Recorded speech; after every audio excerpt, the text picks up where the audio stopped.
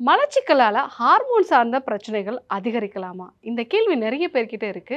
மலச்சிக்கலாலயும் உங்களுக்கு hormonal imbalance வரலாம். தொடர்ந்து வயிறு சம்பந்தமான பிரச்சனைகள் இருக்கிறது, வயிறு மந்தம் உண்டாகிறது, உடம்புல நிறைய வாய்க்கள் உருவாகிறது, மலச்சிக்கல் இருக்கிறது. இந்த மாதிரியான அறிகுறிகள் இருந்தது அப்படின்னா, அது ஹார்மோன் சார்ந்த பிரச்சனையா இருக்கலாம்.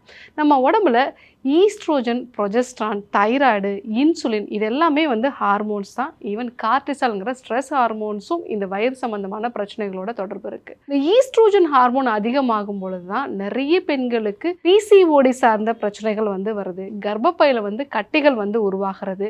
எண்டோமெட்ரியோசிஸ், அடினோமயோசிஸ் மாதிரியான பிரச்சனைகள் உருவாகிறது.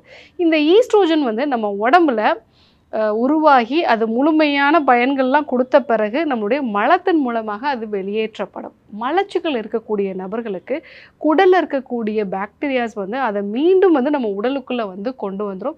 ஸோ அந்த மாதிரியான காரணத்தினால நமக்கு ஈஸ்ட்ரோஜன் டாமினன்ஸ்ங்கிற ஒரு கண்டிஷன் வரும்பொழுது தான் அடினோமயோசிஸ், அதே மாதிரி எண்டோமெட்ரோசிஸ் மாதிரியான பிரச்சனைகள், இது மாதிரி நிறைய ஹார்மோன் சம்பந்தமான பிரச்சனைகள் வருது.